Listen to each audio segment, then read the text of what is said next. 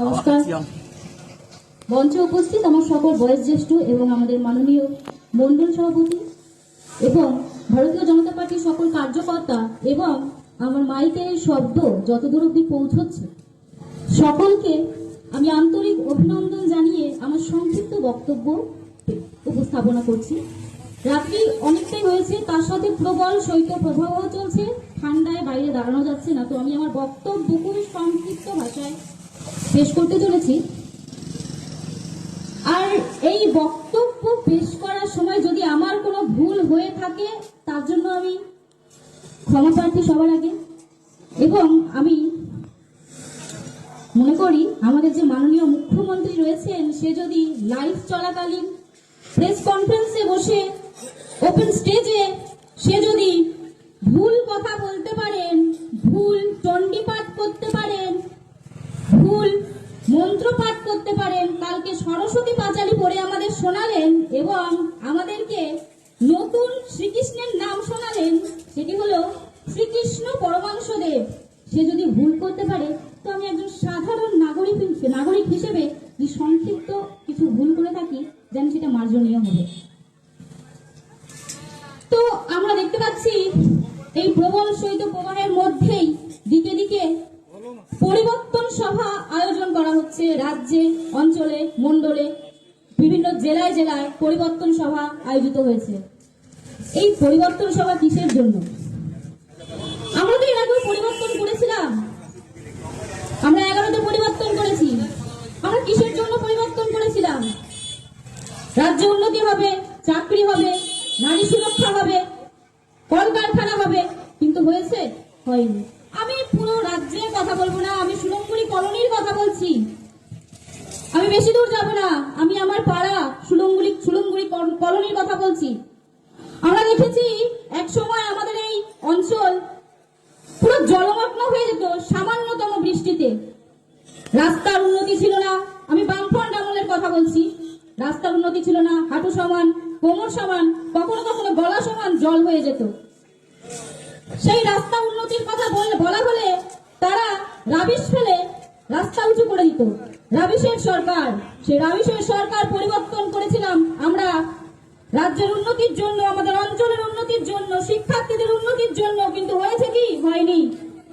এখনো আমি দেখতে পাচ্ছি আমাদের এই অঞ্চলে যে রাস্তাগুলি রয়েছে, এতগুলো বছর হয়ে গেছে, 11 থেকে এতগুলো বছর, আজকে 26 চলছে, রাস্তার উন্নতি হয়েছে? হয়নি। ড্রেন হয়েছে? হয়নি। সামান্য বৃষ্টি, 1 ঘন্টার বৃষ্টিতে আমাদের এখানে হাঁটু সমান জল হয়ে যায়। হাঁটু সমান জল হয়ে যায়, যাদের ঘর নিচু তাদের ঘরে জল উঠে যায়। আপনারা একটা কথা ভাবুন, এই অঞ্চলে যারা বসবাস করি আমরা, তারা প্রত্যেকে খেটে খাওয়া মানুষ। একদিন কাজ না করলে চিন্তা করতে হয় যে আমরা পরের দিন কি খাবো। সেই সমস্ত মানুষ আমরা অল্প অল্প করে টাকা গুছিয়ে যখন কাঁচা বাড়ি থেকে পাকা বাড়ি তৈরি করি, আবার দেখতে পাই সেই বাড়িটি দিনে দিন নিচু হয়ে যাচ্ছে। ওদিকে আমাদের রাস্তা উঁচু হচ্ছে। রাস্তা উঁচু হচ্ছে কি করে? সেটা কি পোক্ত রাস্তা হচ্ছে? পিচ রাস্তা হচ্ছে? হচ্ছে না। দিনের পর দিন রাবিশ ফেলে রাস্তাটিকে উঁচু করা হচ্ছে, আর খেটে খাওয়া মানুষের বাড়ি হয়ে যাচ্ছে নিচু। আপনারা ভাবুন, পরিবর্তন কিসের জন্য প্রয়োজন? এই জন্যই প্রয়োজন। এবার মাননীয় মুখ্যমন্ত্রী বলছেন আমি নারী দরদি, নারীদের ভালোবাসি, বাংলার প্রতিটি মেয়ে, মা বোনেরা আমার স্নেহতুল্য। কিন্তু সত্যি কি সেটা হচ্ছে? আমরা কসবা দেখেছি, আমরা কদিন আগে আর্টিকলের ঘটনা দেখেছি। মাননীয় মুখ্যমন্ত্রীকে যখনই বলা হয় নারী সুরক্ষার কথা, তখন তিনি বলেন রাতের অন্ধকারে কেন মেয়েরা বাইরে বেরোবে, সন্ধ্যের পরে মেয়েরা কেন বাইরে বেরোবে, কেন শিক্ষিত সমাজের মেয়েরা বাইরে বেরোতে পারে না। উনি বলছেন যদি মেয়েরা বাইরে বেরোয় তাহলে প্রশাসন সুরক্ষা দিতে পারবে না। কেন? তাহলে প্রশাসনকে রাখা হয়েছে কিসের কারণে? উনি বলছেন আমি কন্যাশ্রী দিই, আমি রূপশ্রী দিই, আমি লক্ষ্মী ভান্ডার দিই। আমার এই অঞ্চলের যে সকল মা আছেন, বোনেরা আছেন যারা লক্ষ্মী ভান্ডার পাচ্ছেন, তাদেরকে আমি প্রশ্ন করব, আপনার সংসার চালাতে আপনাদের প্রত্যেক মাসে যদি 1 বস্তা চালের প্রয়োজন হয়, সেই 1000 টাকায় কি 1 বস্তা চাল হয়? এখন দেখতে পাচ্ছি আমাদের পশ্চিমবঙ্গ বল।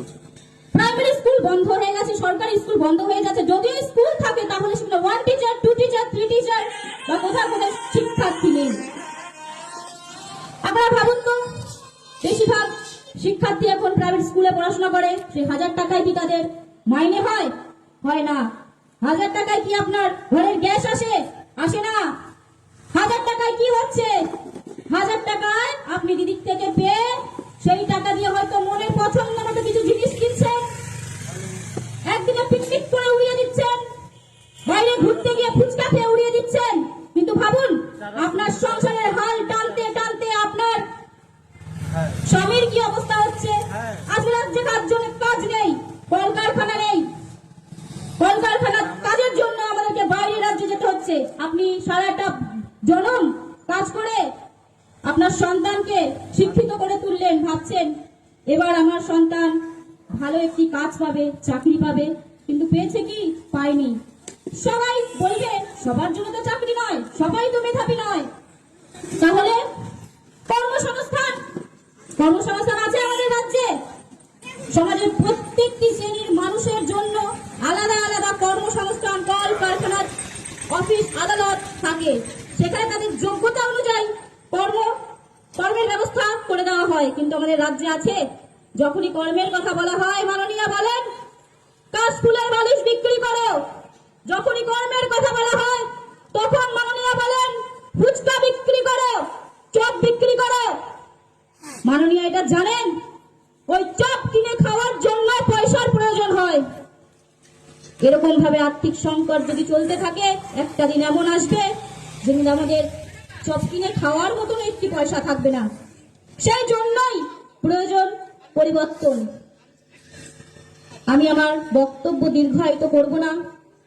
আমার পূর্ববর্তী বক্তারা তাদের মূল্যবান বক্তব্য পেশ করেছেন, তারা আমার মনের কথাই বলেছেন। আমি একই কথা বারবার বলবো না। আপনারা সবাই এখন টিভি দেখেন, সোশ্যাল মিডিয়ার এখন যুগ, সবাই অবগত বর্তমান পরিস্থিতির কি হচ্ছে না হচ্ছে। আপনাদের সকলকে আমি একটি কথাই বলতে চাই, আপনারা কংগ্রেসকে সুযোগ দিয়েছেন, বামপন্থীদের সিপিআইএমকে সুযোগ দিয়েছেন, আপনারা পরিবর্তন চেয়েছিলেন, আপনারা এই তৃণমূল নামক নোংরা দলটিকেও সুযোগ দিয়েছেন। একটিবার ভারতীয় জনতা পার্টিকে সহায়তা করে দেখুন, পরিবর্তন আসে কি আসে না। বাইরের রাজ্য দেখুন। আপনারা যদি বলে থাকেন দিদি লক্ষ্মীর ভান্ডার দিচ্ছে, আপনারা যদি বলে থাকেন দিদি কন্যাশ্রী দিচ্ছে, আপনারা বাইরের রাজ্য দেখুন, যেখানে বিজেপি ক্ষমতায় রয়েছে, সেখানে মহিলাদের যে পরিমাণ উন্নতি হয়েছে, আর্থিক অনুদান দেওয়া হচ্ছে, তার তুলনায় পশ্চিমবঙ্গ কিছুই নয়। তাই সকলকে অনুরোধ করব, আপনারা সকলে একত্রিত হন। 26-এর ইলেকশনে সবাই ভারতীয় জনতা পার্টির হাত ধরুন, মাননীয় প্রধানমন্ত্রীর হাত শক্ত করুন। এই বলে আমি আমার সংক্ষিপ্ত বক্তব্য এখানে শেষ করছি। জয় হিন্দ, বন্দে মাতরম, ভারত মাতা কি জয়।